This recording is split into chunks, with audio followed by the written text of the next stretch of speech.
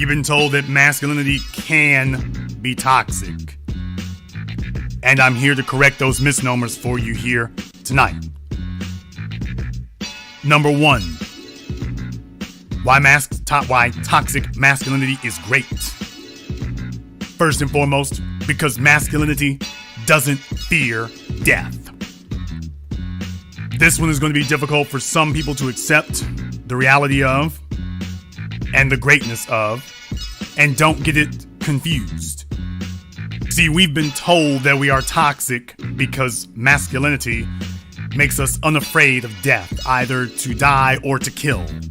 While this trait can make us the most dangerous, it's also the one thing that makes us the most safe. The mother is the nurturer, but we are the protector because we are not afraid to stand between our family and death and still hold the line. We defy death. The woman gathers the children and runs. The man faces the threat and stands. Because we know that few people will remember if you beat death, but everyone will remember if you ran from it. Next, masculinity is defined by sacrifice. He is defined by his ability to delay gratification or to bypass it altogether. The women are the soft beings. The children are the fragile beings. The men are not. Sacrifice is an essential element of masculinity. But a man is defined by what he produces for others, not what he produces for himself. A man's value comes from what he has contributed to the society, not by being a dependent on it.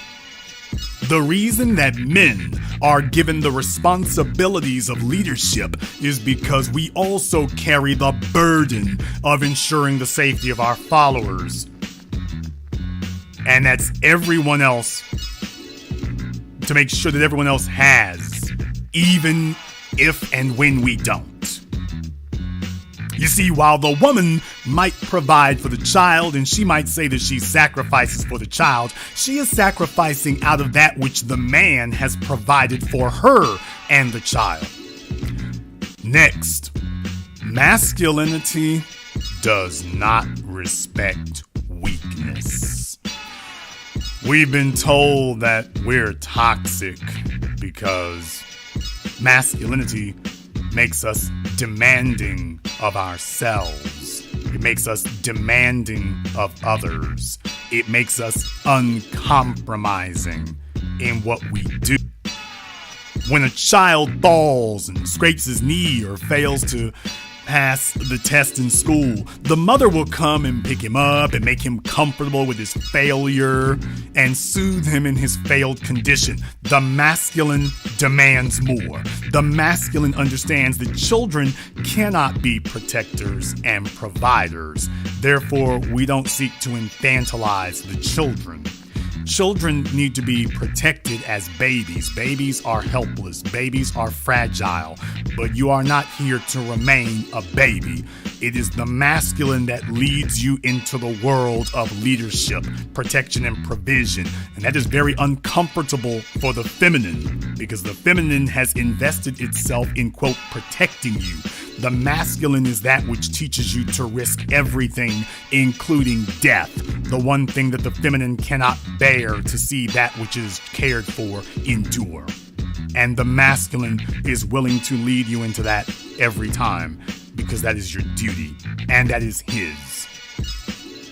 When you have a male who comes to you with feminine traits, the feminine is soft, the feminine is giving, the feminine is submissive, the masculine is hard, the masculine is rigid, the masculine is uncompromising. The masculine cannot protect if it is soft and submissive. The masculine is able to protect because the masculine is hard and coarse and does not compromise. And the feminine intrinsically submits to that because it understands the necessary difference. As men, we do not respect weakness. The masculine being does not respect weakness because weakness never protected anything. We've been told that we are toxic because we demand to be respected at all costs. Now, if you want to see us get up in somebody's face about something, let them start disrespecting us. Let them not show proper respect, and then you see we've been told that's a toxic thing. So what they're really saying is that we should be accustomed to not being respected. Let me tell you something. A man who is not respected is not a man.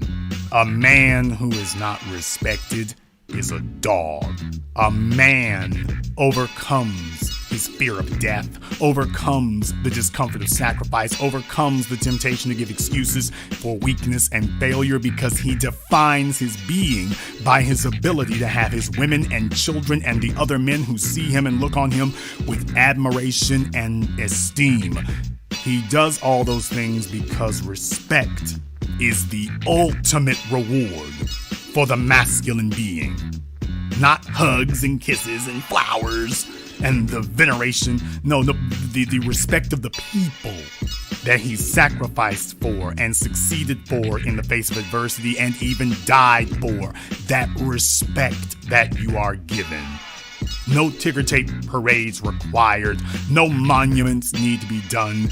As long as he knows he has the respect of the people, there is no higher reward than to know that the people who see you look upon you with admiration.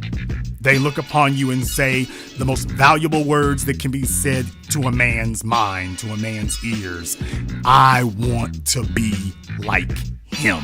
I wish I could be like him.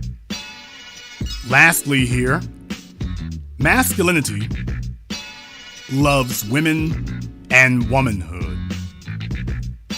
We've been told that we're toxic because we love actual women. And to sow this seed of poison in the minds of young boys or young girls or people is a sickness and a disease. Now, to be clear, every woman wants to be adored. And the women who say that masculinity can be toxic, we all understand these are the women who have failed to get men to value them. Because the truth is that they are women who are not worthy of being adored or respected. And since they can't have the same adoration from men that other women get, they've decided that they will attempt to destroy manhood. That if they can't enjoy the fruits of what masculinity blesses women with, then if they can't have it, no woman will. So they dedicate their lives to destroying that which they cannot have. The truth is that as men, we did our jobs as protectors and providers well. In fact, we did our job too damn well.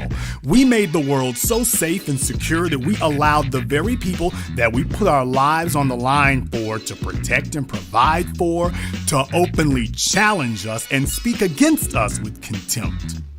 We stopped demanding the respect that our sacrifices require, and as a result, the world has grown slothful and lazy because our masculine traits that you call toxic today provided the world that you now enjoy and take for granted. Because you see, femininity requires raw masculinity. It requires it.